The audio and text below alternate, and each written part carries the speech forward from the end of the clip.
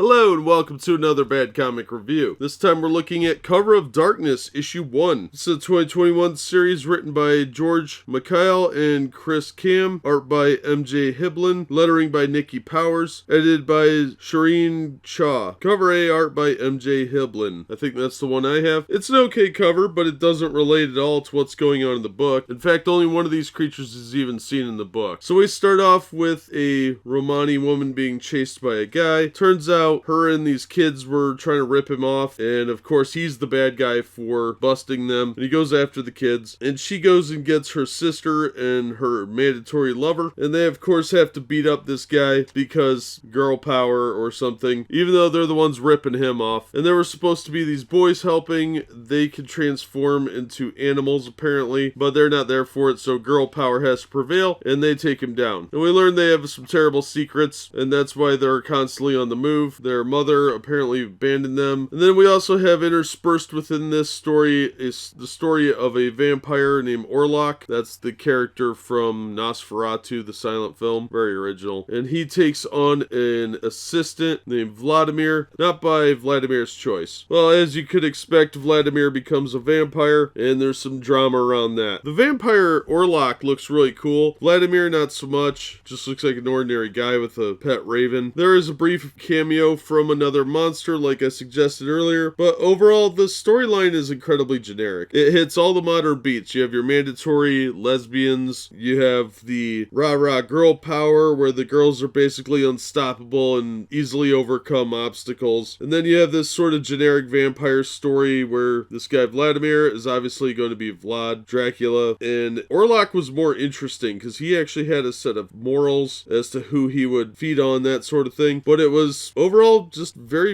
mediocre. The protagonists are these uninteresting Romani, and they have no personalities, whereas the villains actually have some personality. We get some background for Vladimir. He's just sort of a thief and grave robber, and Orlok is actually pretty interesting as a character, but we're not going to see him anymore, I don't think. So I was not really impressed with this. The art is a very mixed bag. The vampire looks really good most of the time, very creepy, almost alien in the interpretation, but the humans have very wildly disproportionate limbs. It looks like they have little T-Rex arms that are made out of twigs at some points, but it's mainly a failure of perspective shots. I think the artist should take some anatomy classes. That would probably help, and the dialoguing definitely needed work. I don't think this is worth anywhere near the cover price for the few parts that are fun to read. It just wasn't doing anything for me. The art's pretty rough, and the artist definitely needs to work on body proportions, because half the time people's arms look like they are cancer survivors. The sketchy line work of the art style really doesn't help that. It's very manga inspired, and I think that's actually a hindrance to the artist's style. They haven't found their own unique voice per se in the storytelling, and it looks like they're more mimicking other styles, and this sketchiness kind of betrays that. But the artist definitely needs to work on anatomy on women. Most of the men look okay, but the women